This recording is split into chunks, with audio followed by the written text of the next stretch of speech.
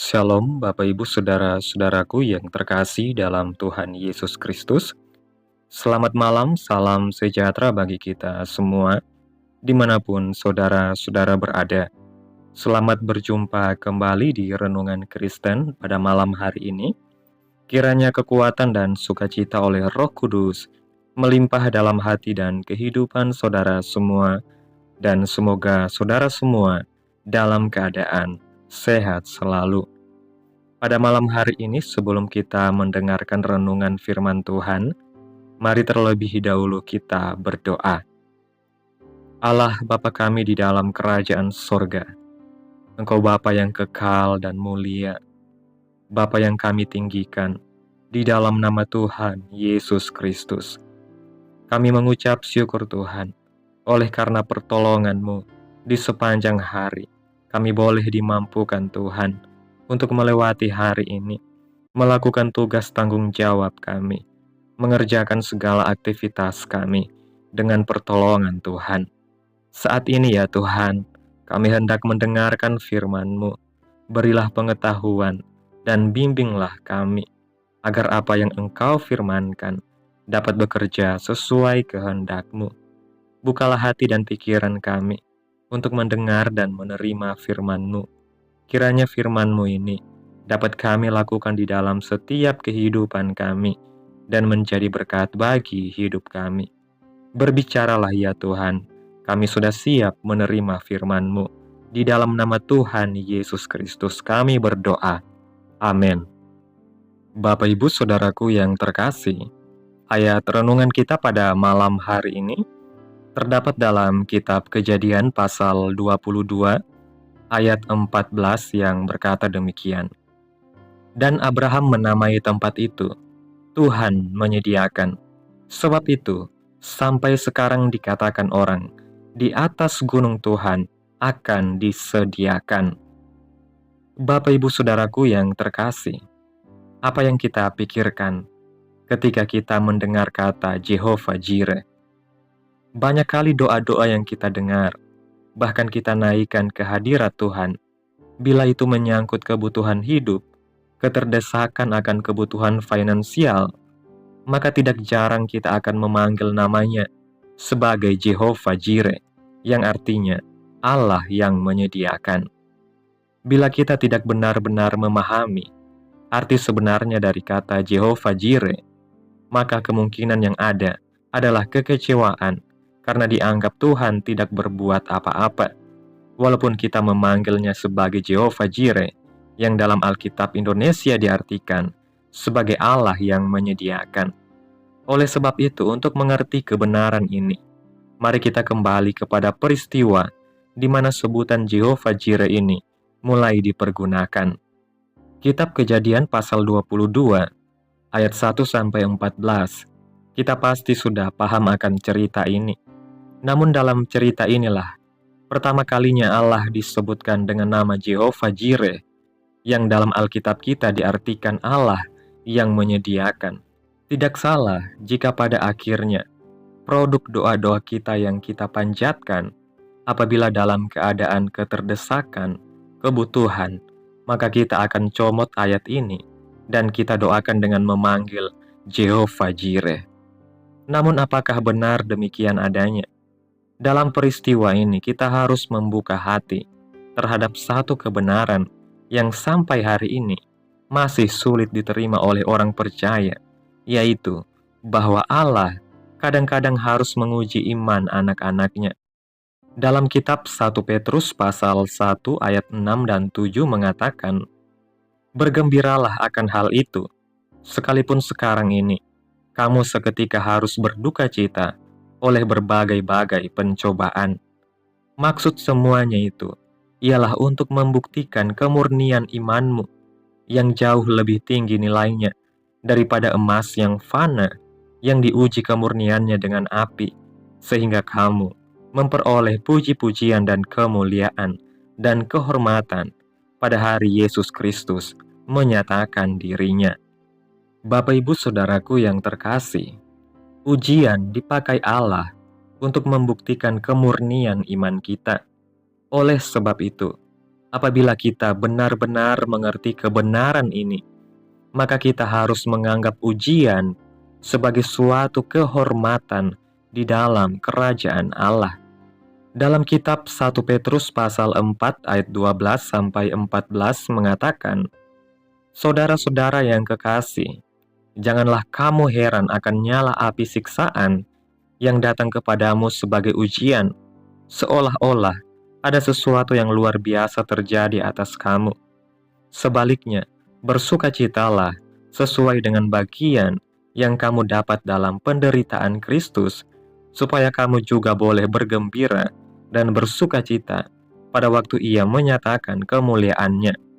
Berbahagialah kamu jika kamu dinista karena nama Kristus, sebab roh kemuliaan, yaitu roh Allah, ada padamu."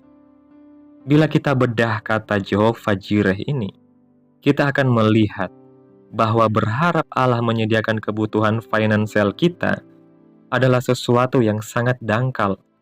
Dan dalam pasal ini, Abraham menyebutnya sebagai Jehovah Jireh, bukan karena dilatar belakangi keterdesakan finansial seperti kita hari-hari ini yang memanggilnya sebagai Allah yang menyediakan. Kata Jehovah Jireh dalam bahasa Ibrani diartikan sebagai Allah yang melihat. Bahkan dalam naskah Ibrani terbaca, di atas gunung Tuhan, Ia memperlihatkan diri, atau Allah yang menampakkan diri. Bila demikian arti nama Jehovah Jireh, maka iman Abraham ketika hendak mengorbankan Ishak anaknya dalam perjalanan 3 hari yang mereka lalui, agar semata-mata Allah akan melihat imannya. Kalau kita baca kembali dalam kitab Kejadian pasal 22, ayat 8 yang mengatakan, "Sahut Abraham, Allah yang akan menyediakan anak domba untuk korban bakaran baginya, anakku. Demikianlah keduanya berjalan bersama-sama." Kata menyediakan di sini digunakan kata har-ra'ah, artinya tusi atau melihat. Dalam imannya, Abraham berkata, asal Tuhan melihat, asal Dia menampakkan dirinya di gunungnya yang kudus itu, cukup buat Dia untuk menolongnya.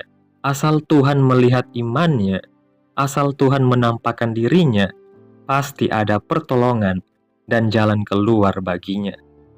Asal Tuhan melihat imanmu, asal Dia melihat kesetiaan dan kesungguhanmu, maka itu sudah cukup untuk mendatangkan tangan pertolongannya. Oleh sebab itu, dengan mengerti kebenaran ini, menyebabkan kita harus aktif, bukan pasif, untuk menarik mata Tuhan, melihat apa yang sedang kita kerjakan. Mengerti Jehovah Jireh dalam pandangan yang dangkal, membuat kita menjadi pasif. Namun mengerti Jehovah Jireh, seperti yang Abraham lakukan, membuat kita aktif untuk menarik hati Tuhan, menampakkan diri dan menolong kita dengan segera. Pertanyaan yang harus kita tanyakan hari ini adalah, bagaimana membuat mata Tuhan melihat kita? Yang pertama, untuk menarik Tuhan agar menampakkan dirinya, maka Abraham dalam ayat ke-5 berkata demikian. Kata Abraham kepada kedua bujangnya itu, "Tinggallah kamu di sini dengan keledai ini. Aku beserta anak ini akan pergi ke sana. Kami akan sembahyang. Sesudah itu kami kembali kepadamu."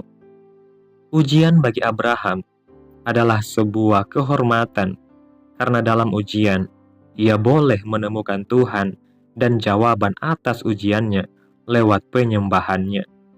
Ujian mungkin juga sebuah peperangan dalam hidup kita, tetapi lewat penyembahan kita akan kembali dan keluar sebagai pemenangnya. Yang kedua, untuk dapat menarik Tuhan agar menampakkan diri dan menolong kita, maka harus ada kesediaan untuk mengorbankan segala sesuatu yang diminta olehnya. Dalam pasal ini, Allah meminta sesuatu yang sangat penting, yaitu Ishak yang dikasihi Abraham, yaitu anak yang dinantikan selama 100 tahun. Namun untuk membuat Tuhan menampakkan dirinya, maka setidaknya diperlukan keberanian untuk melepaskan dan mengorbankan segala sesuatu yang dimintanya dari saudara. Bandingkan dalam Injil Matius pasal 10 ayat 37-39 yang mengatakan, "Barang siapa mengasihi bapa atau ibunya lebih daripadaku, ia tidak layak bagiku. Dan barang siapa mengasihi anaknya laki-laki atau perempuan lebih daripadaku, ia tidak layak bagiku. Barang siapa tidak memikul salibnya dan mengikut aku, ia tidak layak bagiku.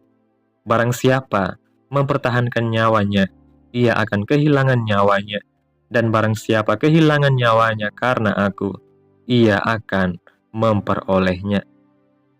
Yang ketiga, untuk dapat menarik Tuhan agar menampakkan dirinya, dalam ayat 12 mengatakan, "Lalu ia berfirman, jangan bunuh anak itu, dan jangan kau apa-apakan dia, sebab telah ku ketahui sekarang bahwa engkau takut akan Allah, dan engkau tidak segan-segan untuk menyerahkan anakmu yang tunggal kepadaku." Kata takut di sini diartikan bukan takut seperti melihat hantu, tapi diartikan referen atau hormat akan Tuhan. Amsal pasal 8 ayat 13 mendefinisikan takut akan Tuhan ialah hidup yang membenci kejahatan. "Aku benci kepada kesombongan, kecongkakan, tingkah laku yang jahat, dan mulut penuh tipu muslihat." Mari kita membuat Allah menampakkan dirinya dan menolong kita, karena kita memiliki pengertian benar terhadap Jehovah Jireh yang sebenar-benarnya. Saat bangun dari tidur, seringkali pikiran kita langsung dipenuhi kekhawatiran dan kecemasan tentang apa yang hendak kita makan, minum, dan pakai. Selama kita terus khawatir, berarti kita belum percaya sepenuhnya kepada Tuhan. Dalam kitab Ayub pasal 3 ayat 25 dan 26 mengatakan, "Karena yang kutakutkan itulah yang menimpa aku, dan yang kucemaskan itulah yang mendatangi aku. Aku tidak mendapat ketenangan dan ketentraman, aku tidak mendapat istirahat, tetapi kegelisahanlah yang timbul." Bapak Ibu Saudaraku yang terkasih, berhentilah untuk khawatir dan cemas. Tuhan memerintahkan kita untuk tidak khawatir dan cemas tentang kebutuhan hidup kita, karena sesungguhnya Tuhan tahu persis apa yang kita butuhkan. Jika Tuhan begitu bermurah hati memelihara burung-burung di udara yang tidak menabur dan tidak menuai dan tidak mengumpulkan bekal dalam lumbung, serta mendandani bunga bakung di ladang yang tumbuh tanpa bekerja dan tanpa memintal, bukankah keberadaan kita ini lebih berharga di mata Tuhan? Dalam kitab Yesaya pasal 43 ayat 4 mengatakan, "Oleh karena engkau berharga di mataku dan mulia, dan aku ini mengasihi engkau." Tuhan adalah Jehovah Jireh, penyedia bagi kita. Mengutamakan Tuhan berarti menjadi pelaku firman, memiliki kehidupan yang sesuai dengan standar kerajaan Allah. Sebagai orang percaya, sesungguhnya kewargaan kita adalah dalam surga. Adalah wajar jika kita pun dituntut mengutamakan perkara-perkara yang di atas. Dalam 1 Korintus pasal 2 ayat 9 mengatakan, "Apa yang tidak pernah dilihat oleh mata, dan tidak pernah didengar oleh telinga, dan yang tidak pernah timbul di dalam hati manusia, semua yang disediakan Allah untuk mereka yang mengasihi Dia." Bapak Ibu Saudaraku yang terkasih, kesimpulan renungan pada malam hari ini, renungan ini mengajarkan kepada kita bahwa Jehovah Jireh bukan sekedar Allah yang menyediakan kebutuhan finansial, tetapi Allah yang melihat iman dan kesetiaan kita. Sebutan Jehovah Jireh pertama kali digunakan dalam peristiwa Abraham yang hendak mempersembahkan Ishak, bukan karena masalah finansial, tetapi sebagai bentuk pengujian iman. Melalui kisah ini kita belajar bahwa ujian adalah kehormatan dari Allah. Yang kedua, menarik perhatian Tuhan memerlukan tindakan aktif. Yang ketiga, berhenti khawatir dan percaya penuh kepada Allah. Yang keempat, mengutamakan Tuhan berarti menjadi pelaku firman. Maka marilah kita hidup dalam iman yang sejati, bukan hanya berharap berkat materi, tetapi mengutamakan hubungan dengan Tuhan, sehingga Dia melihat kita dan menampakkan dirinya dalam hidup kita. Asal Tuhan melihat iman dan kesetiaan kita, itu sudah cukup untuk mendatangkan pertolongannya. Amin. Tuhan Yesus memberkati. Demikianlah renungan firman Tuhan pada malam hari ini. Biarlah menjadi berkat bagi saudara-saudara semua yang sudah mendengarkan. Dan untuk menutup renungan pada malam hari ini, mari kita berdoa. Terima kasih Tuhan Yesus yang baik, Bapa di dalam kerajaan sorga, Bapa yang kami puji dan kami sembah. Kami berbahagia dan bersyukur Tuhan atas kebaikan Tuhan dalam kehidupan kami. Terima kasih buat penyertaan Tuhan di sepanjang hari yang telah kami lewati.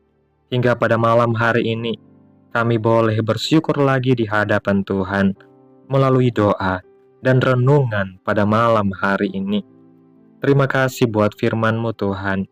Kami mengucap syukur atas firman-Mu yang telah mengajarkan kami arti yang sesungguhnya dari Jehovah Jireh. Engkaulah Allah yang melihat iman dan kesetiaan kami, bukan hanya sekedar memenuhi kebutuhan materi kami. Kami berterima kasih karena Engkau mengajarkan kami untuk tidak pasif dalam iman, tetapi aktif dalam mencari wajah-Mu dan hidup dalam ketaatan. Terima kasih buat firman-Mu Tuhan. Tanamkan dalam hati kami masing-masing dan mampukan kami untuk dapat melakukan firman-Mu sesuai dengan kehendak-Mu. Biarlah perkataan-Mu menyegarkan jiwa kami, menghidupkan hati yang lemah dan lesu, dan membangkitkan harapan dan kasih. Berkati umat-umat-Mu yang sudah mendengarkan firman-Mu hari ini. Berkati di setiap saat, tempat, dan kondisi hidup mereka, agar senantiasa selalu merindukan dan membutuhkan firman Tuhan sebagai pelita kebenaran yang memerdekakan dan penghiburan yang menguatkan. Ajarilah kami bahasa firman-Mu dan bimbinglah kami untuk selalu hidup sesuai kehendak-Mu, agar kami selalu dekat kepadamu. Kiranya Engkau terus memberkati kehidupan kami, keluarga kami, sanak saudara kami, memberkati daerah tempat tinggal kami, memberkati bangsa dan negara kami, pemerintah-pemerintah kami. Biarlah semuanya dalam perlindungan-Mu ya Tuhan, dan kiranya damai dan sejahtera-Mu turun menaungi atas kehidupan kami, dan jadilah sesuai kehendak-Mu yang terbaik bagi kehidupan kami. Hamba berdoa ya Tuhan, buat umat-umat-Mu yang sudah mendengarkan renungan pada malam hari ini, yang saat ini sedang mengalami sakit penyakit, pergumulan masalah, kebutuhan ekonomi. Kiranya Tuhan jamah kehidupan umat-umat-Mu, sembuhkan sakit penyakit umat-umat-Mu, pulihkan keadaan mereka, berkati perekonomian umat-umat-Mu, serta berikan jalan keluar dalam setiap pergumulan masalah yang umat-Mu sedang hadapi. Dan ajarlah kami ya Tuhan, untuk selalu berharap dan percaya sepenuhnya kepada Tuhan Yesus. Pada malam hari ini ya Tuhan, kami akan beristirahat dalam tidur kami. Tutup bungkus kami oleh kuasa-Mu, hindarkan kami dari segala kecelakaan, mara bahaya, sakit penyakit, orang-orang jahat, kuasa-kuasa kegelapan, iblis, bencana-bencana alam, hal-hal yang tidak kami inginkan. Tuhan singkirkan, Tuhan jauhkan, hanya di dalam nama Yesus. Kiranya Engkau sertai dan lindungi kami di sepanjang malam ini, sehingga kami boleh bangun besok pagi dengan tubuh yang sehat, kuat, dan diberkati Tuhan. Terima kasih Tuhan Yesus. Inilah yang menjadi doa kami. Mari sama-sama kita berdoa. Bapa kami. Bapa kami yang di sorga, dikuduskanlah nama-Mu, datanglah kerajaan-Mu, jadilah kehendak-Mu di bumi seperti di sorga. Berikanlah kami pada hari ini makanan kami yang secukupnya, dan ampunilah kami akan kesalahan kami, seperti kami juga mengampuni orang yang bersalah kepada kami. Dan janganlah membawa kami ke dalam pencobaan, tetapi lepaskanlah kami daripada yang jahat. Karena Engkaulah yang mempunyai kerajaan, dan kuasa, dan kemuliaan, sampai selama-lamanya. Amin. Selamat malam, selamat beristirahat. Tuhan Yesus memberkati dan menyertai kita semua. Amin.